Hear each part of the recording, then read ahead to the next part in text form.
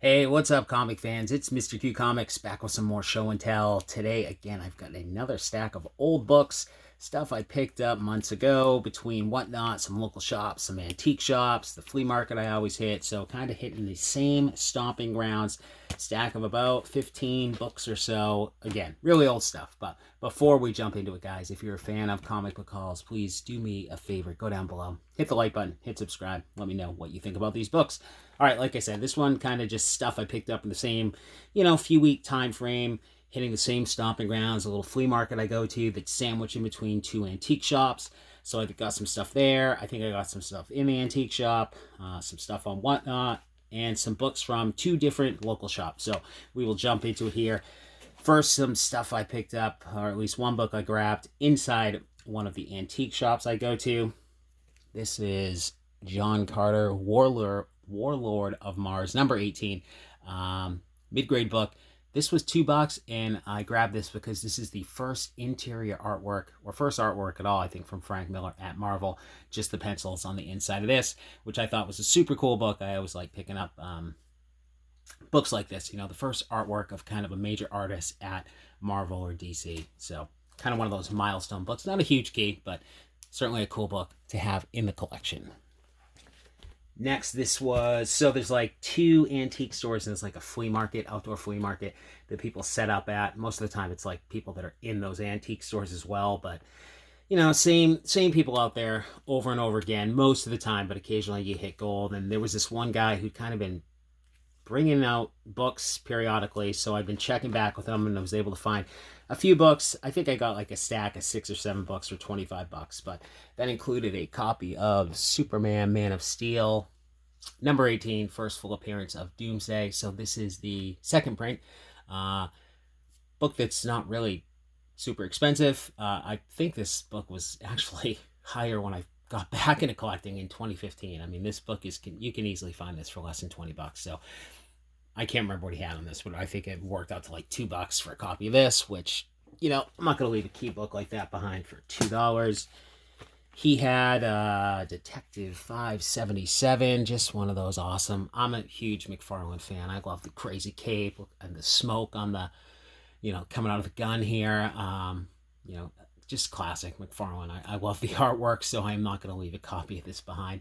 So it's Detective 577, Batman Year 2, Part 3.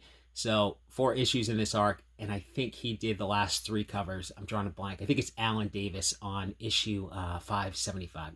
I could be wrong on that, but whatever it was, $2-3. Mid-grade book, fine, very fine. I'm never going to leave those books behind when I find them that cheap. I will take them every time. Again, more McFarlane. This is going to be one of my favorite.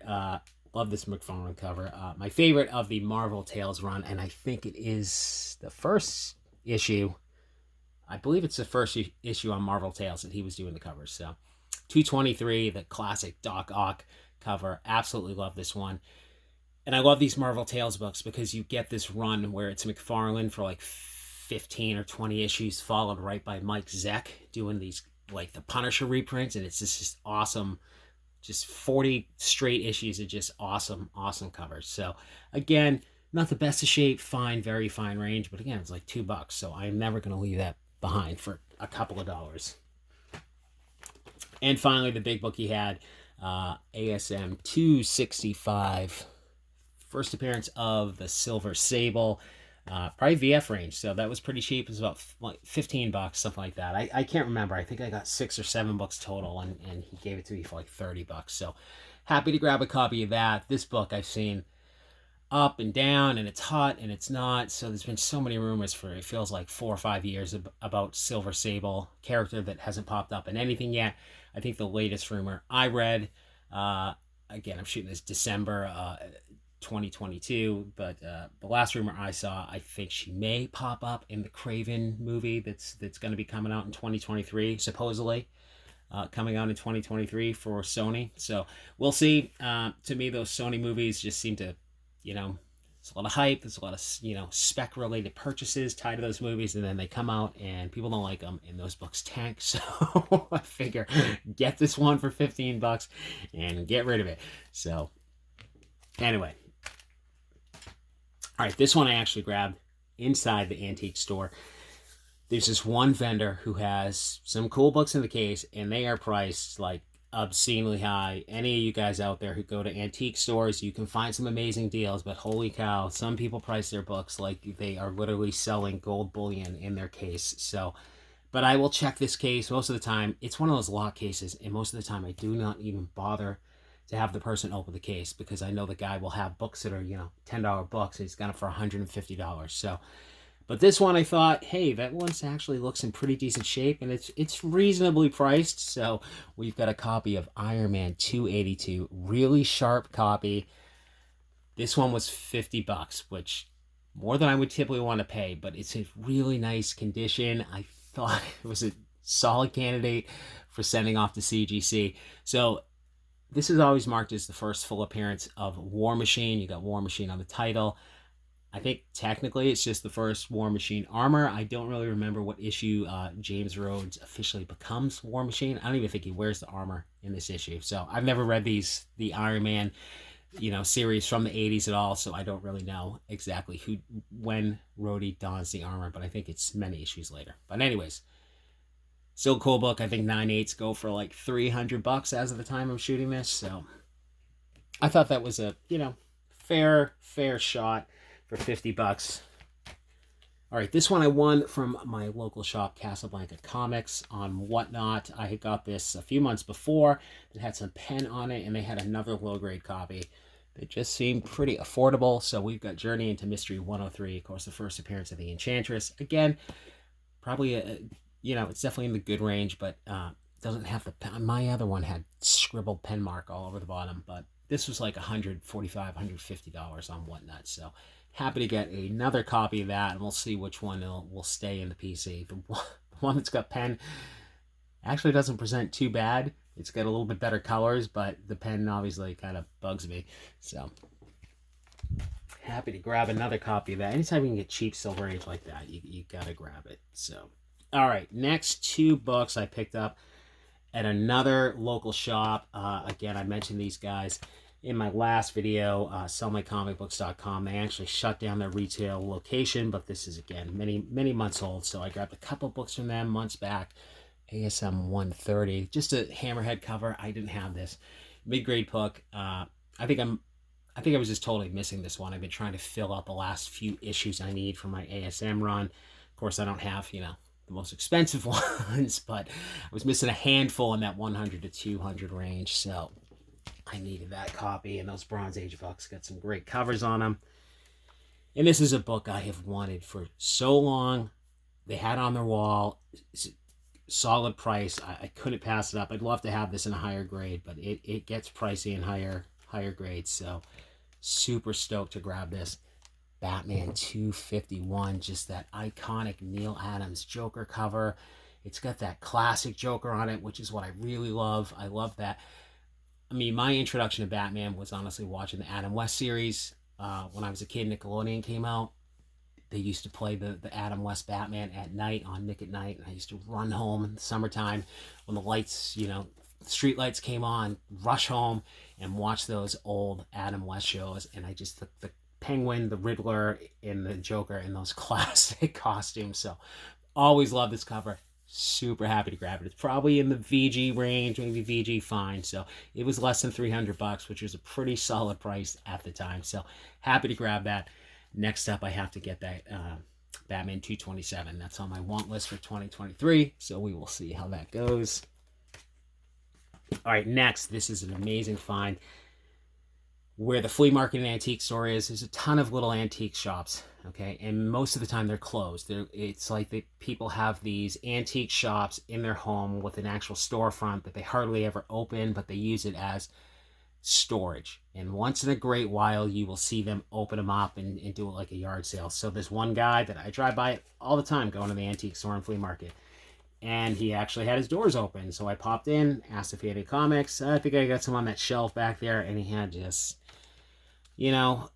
junk piled everywhere. Books with covers ripped off. And just stacks of just trashed books. But in there, I found this. And he gave it to me for $1. I had no idea what these actually go for at the time. And it was super cool. But so I wanted it, but $1, and then I got back and looked up the prices on these and was blown away. But I found a copy of the Marvel Value Stamp book. This is the Series B one, where it's the pieces, it's like a puzzle piece, and you got to put it together. Kid colored in Thor, Spidey, and Cap, which is, it's got his name on it, which I love when it's got the name on it. But for $1, what a pickup, what a find. These things go for hundreds of dollars.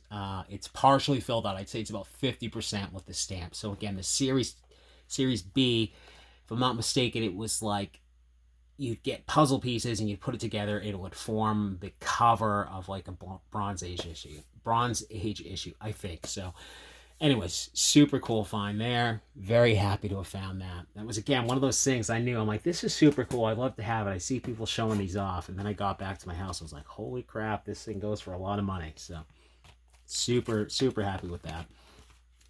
All right. Last 4 books. Again, another shop I go to, Comics, Cards, and Collectibles in Waterville, Maine. I've only been up there a few times. 2 or 3 times, I think, but he has some great books up there. And I popped in on my way up to a concert, and I picked up a copy of ASM 152 that I was missing from my run, mid-grade. Copy of ASM 159 that I thought I was missing and just had not cataloged, that I had bought one just a few weeks before. We got a copy of Astonishing Tales number 6. I've been grabbing this one. I find it cheap. This is the first appearance of Bobby Morse, who becomes the Mockingbird. There's been tons of speculation about her. I think with the Hawkeye series, a lot of people were talking maybe Hawkeye's wife in the series will become Mockingbird, or there's hints at it.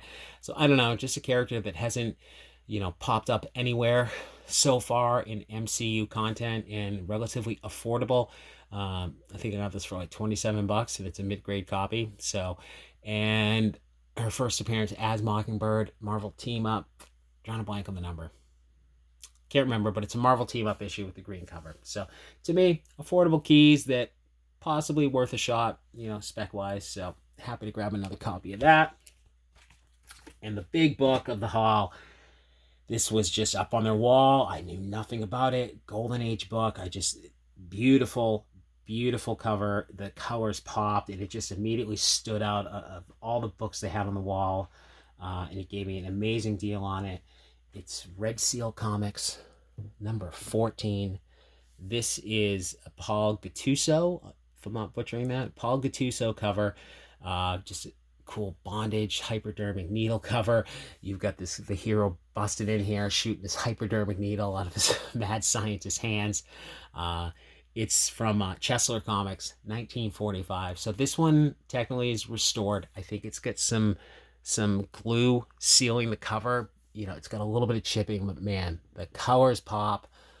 Just a beautiful piece of artwork. Again, I knew nothing about it, so it was like $250, which to me, a book from the 40s that presents this way, even though I knew it was, sealed. I don't know if it's restoration that could be removed or not. I don't really care. It looked, it presents so nicely, and I'm happy to be able to buy it and keep it raw for my collection. So super stoked to own that book. I knew nothing about it. Probably 2 weeks later, I saw people on Instagram, some of the bigger kind of Golden Age pre-code collectors that I follow that always put up some amazing stuff. I saw people posting it, so I was like, okay, this is a pretty cool book. Don't know what it goes for. I saw some higher end copies going for quite a bit of money, so super happy to add that to the collection. So that is it for the haul, guys. Again, if you're a fan of haul videos, do me a favor and go down below, hit the like button, hit subscribe, and let me know what you think. Talk to you soon.